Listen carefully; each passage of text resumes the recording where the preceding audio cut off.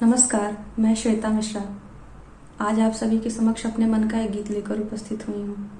आशा करती हूँ कि ये गीत आपके मन को छुएगा और इस गीत के हर भाव आपके भी दिल में उतरेंगे। ये गीत उस समय का है जब कौरवों की सभा में भारत की साम्राज्ञी द्रौपदी को घसीट के ले आया जाता है और उनका चीरहरण होता है।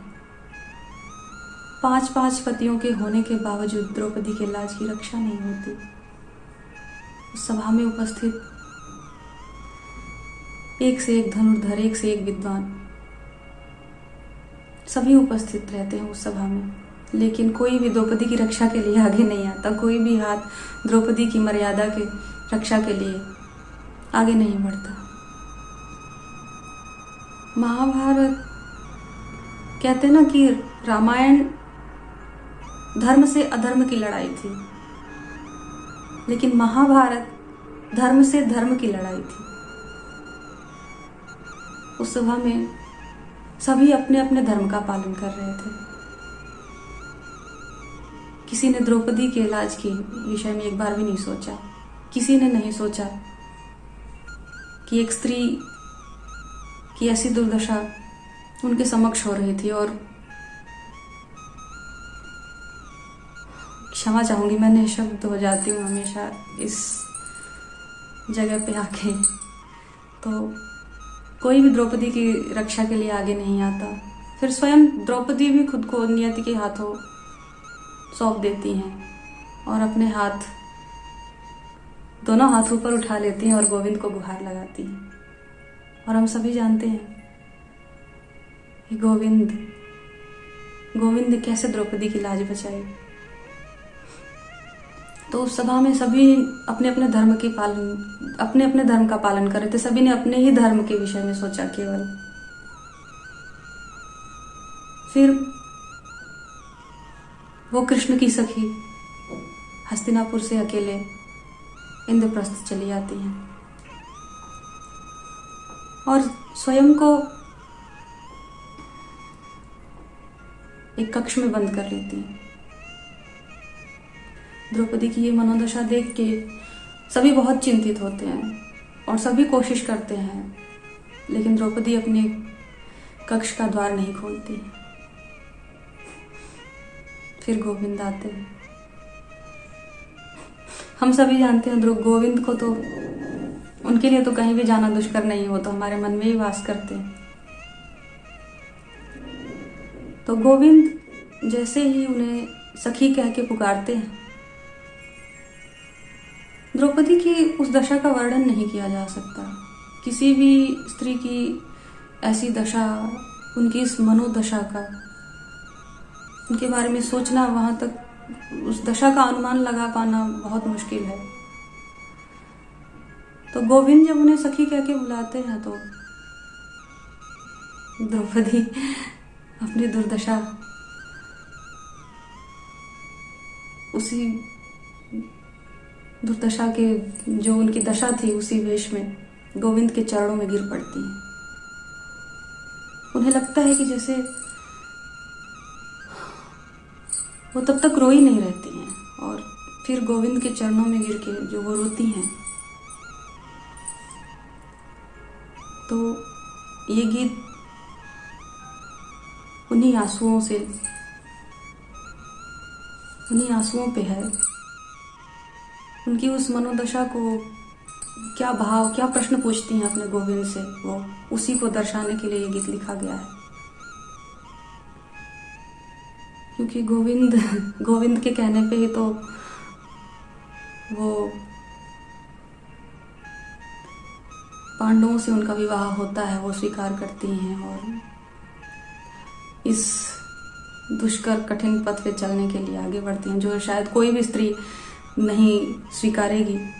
वो ये जानते हुए भी कि उन्हें समाज क्या कहेगा, वो युगों तक के लिए कलंक ले रही हैं अपने माथे पे, लेकिन फिर भी केवल गोविंद की इच्छा, उन्होंने ये बस इतना ही जाना कि यदि मेरे गोविंद कह रहे हैं, मेरे सखा कह रहे हैं, तो मैं ये करूंगी।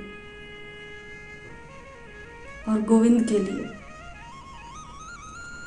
उन्होंने ये विवाह स्वीकारा और अपने माथे एक कलंक भी लिया, जिसको लोग कई बार कह भी देते हैं कि 5 पतियों की पत्नी। तो उन पांचाली की ये मनोदशा है, ये गीत उन पांचाली की मनोदशा को दर्शाता है। अब उस समय अपने मन को उस समय में उनकी दशा से थोड़ा जोड़ें और सुनिए। माधव मैं हार तो सकती हूँ, माधव मैं हार तो सकती हूँ, लेकिन तुम हार नहीं सकते, लेकिन तुम हार नहीं सकते। मेरी ये दरुण दशा सुनो, माधव स्वीकार नहीं सकते, माधव स्वीकार नहीं सकते। यदि प्रीत हमारी झूठी है,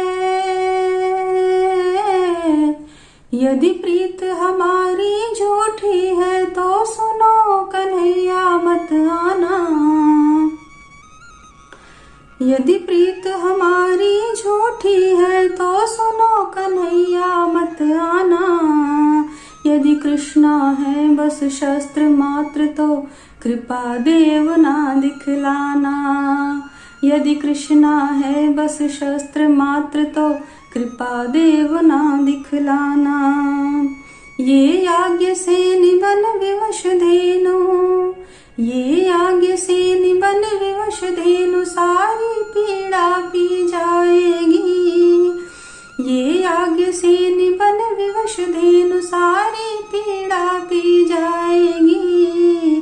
गोविंद द्वारिकाधीश सुनो, पर तुमको नहीं बुलाएगी।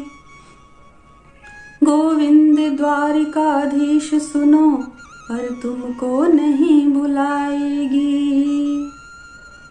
इतनी उलाहना देके, उलाहना वो अपने मन के भाव कहती है कि यदि हमारी प्रीत झूठी है, यदि मैंने अपने धर्म का पालन नहीं किया, तो मत आना।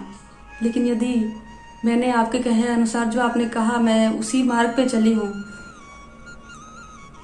तो आज तुम्हें आना होगा। और वो अपने गोविंद से प्रश्न पूछती हैं कि क्या मैं इस जो तुम्हारे धर्म और अधर्म की जो ये लड़ाई है, उसमें क्या मैं शस्त्र मात्र ही हूँ? क्या मेरी प्रीत कुछ भी नहीं है तुम्हारे लिए? ये प्रश्न पूछती हैं। और यहाँ द्रौपदी की लाज बचाई जाती है। गोविंद द्वारिकाधीश से, वहां से, द्वारिका से चल पड़ते। कहते हैं कि जब कौरवों की सभा में, ये द्युत सभा में द्रौपदी का चीरहरण हुआ था, तो उस समय गोविंद किसी युद्ध में सम्मिलित थे, ऐसा कहीं कहीं कथा में वर्णन आता है।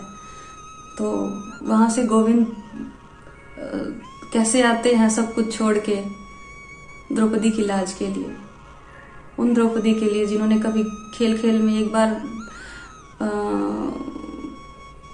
कभी गोविंद का हाथ एक उंगली कट जाती है, तो अपने चीर को फाड़ के बांध दिया था उनकी उंगली पे।